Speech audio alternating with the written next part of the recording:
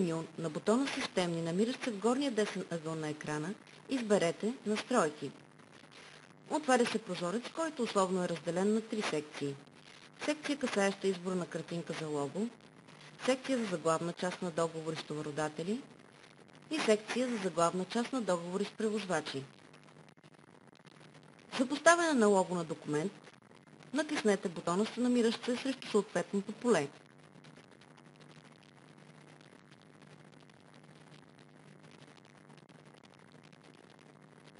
Изберете желания файл от вашия компютър и натиснете ОК за запис на промените. Промените вече са отразени във вашия документ.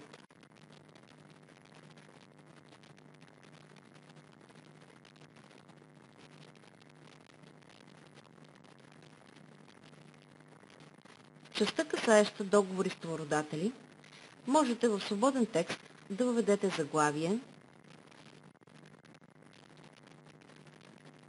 и начално изречение на бланката за договори. Промените се отразяват на посочените места.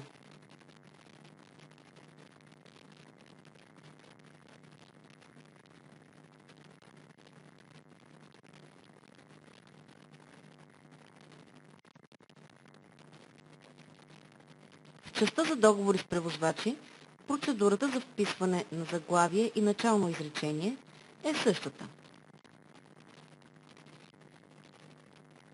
Промените се отразяват на посочените места.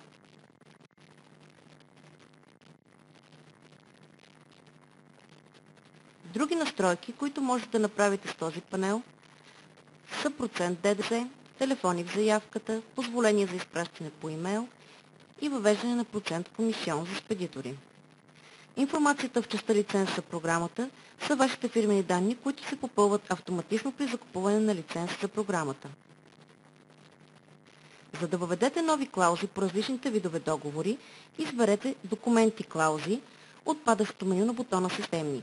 Отваря се прозорец, в който отпадащо меню от документи. Можете да изберете в кой точно документ да въведете нов текст. След което от бутона Нов може да въведете точката, подточката на клаузата, заглавието, а в полето текст да опишете съдържанието на клаузата.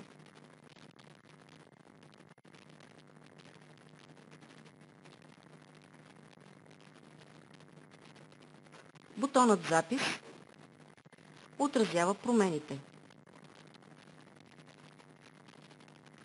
Всяка нововъведена клауза се отразява в края на печатния документ.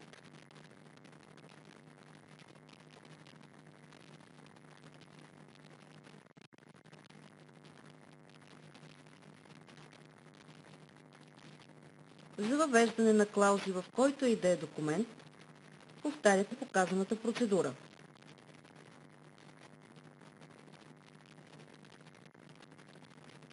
За повече информация и запитвания за програмата, свържете се с нашите консултанти на посочените контакти.